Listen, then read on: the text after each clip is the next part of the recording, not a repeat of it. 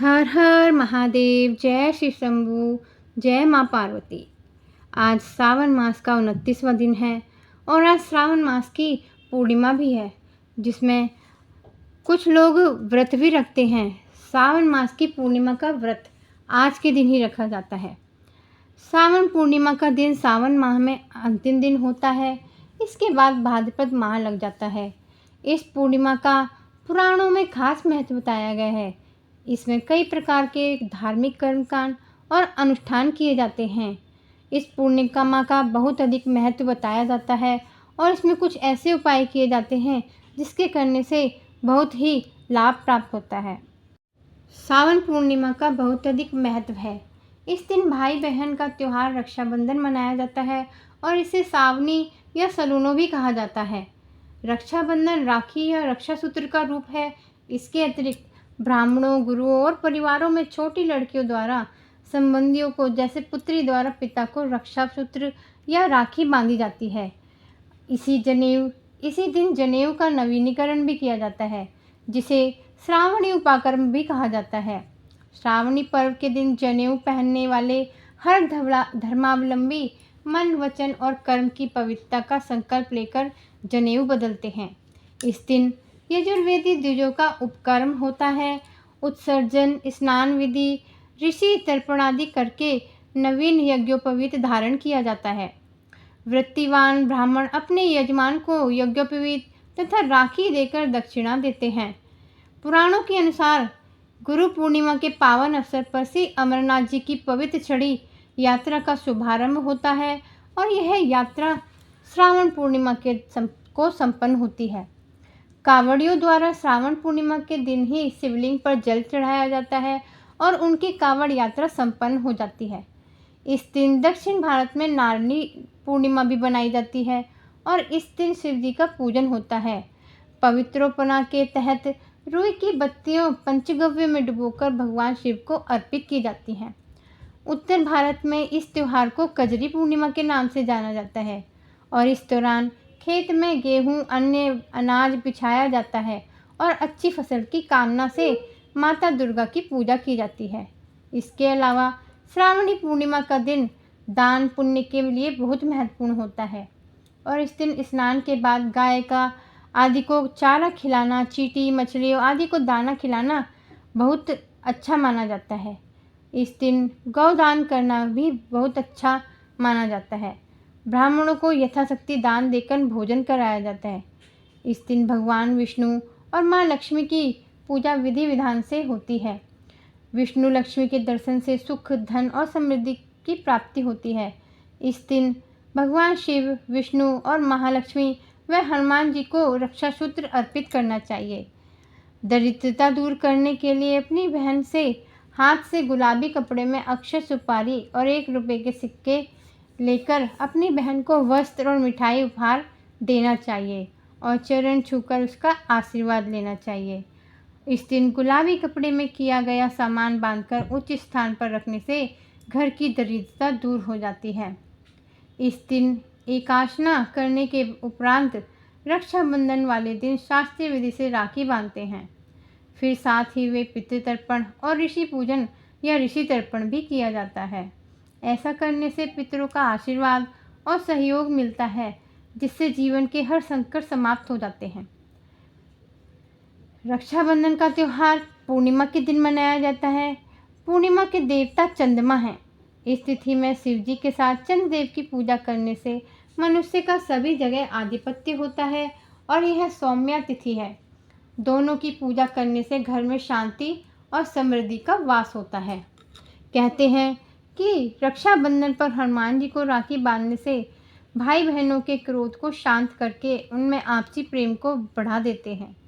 यह भी कहा जाता है कि इस दिन गणेश जी की पूजा करने से भाई बहन के रिश्ते में श्रावणी पूर्णिमा के दिन सूर्योदय से पहले संभव हो तो किसी पवित्र नदी में स्नान करना चाहिए और साथ में व्रत का संकल्प लेना चाहिए और भगवान सत्यनारायण की मूर्ति या प्रतिमा स्थापित करके उन्हें पीले रंग के वस्त्र, पीले फल फूल अर्पित करने चाहिए और साथ ही इसके बाद भगवान सत्यनारायण की कथा पढ़नी या सुननी चाहिए और फिर रात में चंद्रमा को अर्घ्य अर्पित करना चाहिए। इस दिन दान करना बेहद शुभ माना जाता है। ऐसे में कुछ खास वस्तुओं का दान करने से पापों से मुक्ति मिलती है, धन संपत्ति में वृद्धि मिलती है और भगवान शिव की कृपा प्राप्त होती है। श्रावणी पूर्णिमा से जुड़ी कुछ महत्वपूर्ण जानकारी। आइए अब सुनते हैं 29वां अध्याय श्रावण मास का। श्रावण मास के व्रतों के कृत्य के बारे में। ईश्वर ने कहा, हे सनत कुमार, अब कहे हुए व्रत के कृत्यों को कहूँगा कि किस समय क्या करना चाहिए। हे महामुने, उसे सुने। सावन महीने की तिथि किस समय की लेनी चाहिए, किस समय का क्या विधान है, पूजन तथा जागरण आदि कैसे करना चाहिए। नक्त व्रत का उषा काल उस व्रत कर्म में कहा है, प्रधान में रात में भोजन तथा भोजनाभाव दिन में कहा है। प्रातः काल उन व्रत काल में उद्यापन कहा है। असंभव में पंचांग द्वारा शुद्ध समय में अधिवासन करें तो दूसरे दिन विधि द्वारा होम हवन करना चाहिए। धारण तथा पारण में ह्रास वृद्धि नहीं होती। सावन शुक्ल प्रतिपदा के दिन संकल्प करके उपवास करना चाहिए। अन्य दिन भोजन, दूसरे दिन हविष्यान पारण में स्वीकार करना चाहिए। पारण के दिन एकादशी हो तो 3 उपवास करने चाहिए। रविवार के दिन व्रतार्चन का काल सुबह ही है और सोमवार के सायंकाल का समय प्रधान कहा गया है। मंगल, बुध तथा गुरु की पूजा में मुख्य समय सुबह कहा गया है। शुक्रवार की पूजा में सुबह तथा रात में जागरण करना चाहिए। नरसिंह और शनि की पूजा शाम को करनी चाहिए। शनि व्रत में दान के मध्याह्न की पूजा मुख्य रूप से कही गई है। हनुमान जी की पूजा मध्याह्न तथा अश्वत्थ पूजा सुबह में होती है। हे वत्स, रोटक व्रत में प्रतिपदा तथा सोमवार सहित त्रिमुहूर्तोत्तर स्वीकृत होने चाहिए, नहीं तो पहले की तिथि ग्राह्य है। उदुम्बरी द्वितीया संध्या व्यापनी तृतीया युक्त होनी चाहिए। दोनों दिन साय व्यापनी हो तो पूर्व वेदित लेनी चाहिए। स्वर्ण गौरी में चतुर्थी युक्त तृतीया श्रेष्ठ मानी गई है। गणेश पूजा में तृतीया विद्य चतुर्थी है। नाग पूजा में षष्ठी युक्त पंचमी है।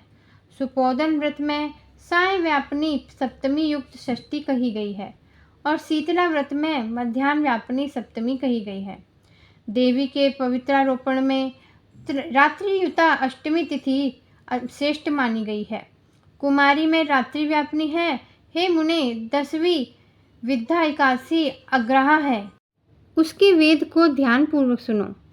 अरुणोदय समय 10वीं वेद वैष्णवों के यहाँ होता है। यह वेद निंद ही है। रात को अंतिम प्रहर आधा हिस्सा अरुणोदय समय का होता है। इसी रीति द्वारा द्वादशी पवित्रारोपण में कही गई है। अनंग व्रत में रात्रि व्यापनी त्रयोदशी है और द्वितीय प्रहर व्यापनी हो जाने से प्रशस्तर होती है। शिव पवित्रारोपण में चतुर्दशी रात्रि व्यापनी मानी गई है और अर्धरात्रि व्यापनी अधिक उत्तम मानी गई है। उपाकर्म तथा उत्सव में पूर्णिमा और श्रवण नक्षत्र महत्वपूर्ण माने गए हैं। यदि अन्य दिन पूर्णिमा 3 मुहूर्त तक है तो दूसरे दिन की पूर्णिमा को करना चाहिए, नहीं तो ऋग्वेदी तैत्तिरीय शाखा वाले पहले दिन ही करें। तैत्तिरीय शाखा वाले यजुर्वेदियों को अन्य दिन पूर्णिमा 3 मुहूर्त रहने पर भी उपाकर्म और उत्सर्ग दोनों दिन में पूर्व में दिन करना चाहिए। पूरे दिन पूर्णिमा तथा श्रवण नक्षत्र एक मुहूर्तोत्तर संबंध हो तो अन्य दिन 2 दिन मुहूर्त के भीतर पूर्णिमा श्रवण नक्षत्र समाप्त हो तो पूर्व दिन करें। अपराह्न काल में सामवेदियों को हस्त नक्षत्र हो तो उपाकर्म उत्सर्जन करना चाहिए। दोनों दिन हस्त नक्षत्र अपराह्न काल में अपनी हो तो पहले दिन पूर्णिमा करनी चाहिए। उपकर्मोत्तर सभादीप करना चाहिए। जो समय श्रावणी कर्म में कहा गया है वही सर्वबल्यर्थ है, पर रात में सुबह के अनुसार करना चाहिए। श्रावण कर्म तथा सर्प बलि को सूर्यास्त समय व्यापनी पूर्णिमा उत्तम कही गई है। हयग्रीवोत्सव में पूर्णिमा मध्य व्यापनी करनी चाहिए। रक्षाबंधन कार्य में अपराह्न व्यापनी पूर्णिमा महत्वपूर्ण बताई गई है। चंद्रोदय व्यापनी दोनों दिन हो तो या ना हो तो पहले दिन ही करनी चाहिए, क्योंकि तृतीया के दिन चतुर्थी हो जाने का व्रत करना चाहिए। गणेश, गौरी तथा बहुला को छोड़कर दूसरे देवों की पूजा में पंचमी विद्या ली गई है। श्री कृष्ण पूजा में अर्धरात्रि व्यापिनी अष्टमी तिथि बताई गई है और निर्णय के बारे में सर्वत्र 6 तिथि बताई गई हैं। एक तो दोनों दिन पूर्ण व्याप्ति, दोनों दिन केवल अव्याप्ति, दोनों दिन अंश द्वारा समव्याप्ति और दोनों दिन अंश द्वारा विषम व्याप्ति तथा अन्य दिन अंश द्वारा व्याप्ति, पूर्व दिन के अंश से व्याप्ति, अन्य दिन अव्याप्ति। इन 6 पक्षों में से 3 पक्षों में संदेह नहीं है, उसे कहता हूँ। आप ध्यानपूर्वक सुनिए। विषम व्याप्ति में अंश व्याप्ति से अधिक व्याप्ति श्रेष्ठ होती है। एक दिन जो पूर्ण तिथि है वही अन्य दिन की अंश व्याप्ति हो तो श्रेष्ठ अंश व्याप्ति होती है। अंश व्याप्ति जब हो तथा वह समय हो जो वहाँ संशय हो जाता है तो भेद वाक्य निर्णय करने चाहिए। युग्म वाक्य से कहीं कहीं वार नक्षत्र योग बल से और कहीं प्रधान 2 योग से, कहीं पारण योग से और जन्माष्टमी व्रत में संदेह हो यानी इन पक्षों में पड़ा हो तो अष्टमंत्य पारण करना चाहिए। यदि 3 पहर अष्टमी समाप्त हो या बाद तक रहती हो तो सुबह में करना चाहिए। यदि 3 पहर अष्टमी समाप्त हो या बाद तक रहती हो तो सुबह में पारण करना चाहिए। पिठोरा व्रत में मध्य व्यापिनी अमावस्या शुभ मानी गई है। वृषभार्चन में सायंकाल व्यापिनी अमावस्या ली गई है। दुर्वा के संचय में संगम है समय है। सूर्य की कर्क संक्रांति में 3 घड़ी पहले पुण्य समय माना गया है। सिंह संक्रांति में 16 घड़ी पहले तथा 16 घड़ी में पुण्य समय हो जाता है। कुछ ऋषि सिंह संक्रांति के पहले 16 घड़ी पुण्य समय कहते हैं। अगस्त्यार्घ्य समय व्रत विधि सहित ही कहा गया है। हे वत्स, मैंने ये कर्मों का काल निर्णय आपसे कहा। इस अध्याय को जो श्रवण करता है तथा जो इसे कहता है वह श्रावण महीने के सब व्रतों का फल पा जाता है। हर हर महादेव। जय श्री शंभु भोलेनाथ। आज श्रावण मास का 29वां अध्याय संपूर्ण हुआ। अगर आपने पिछले अध्याय नहीं सुने हैं तो आप मेरे चैनल पर जाकर इन अध्यायों को सुन सकते हैं। जय श्री शंभु, जय भोलेनाथ। भोलेनाथ आपकी सभी मनोकामनाएं पूर्ण करके आपके व्रत को सफल करें और आपकी सभी मनोवांछित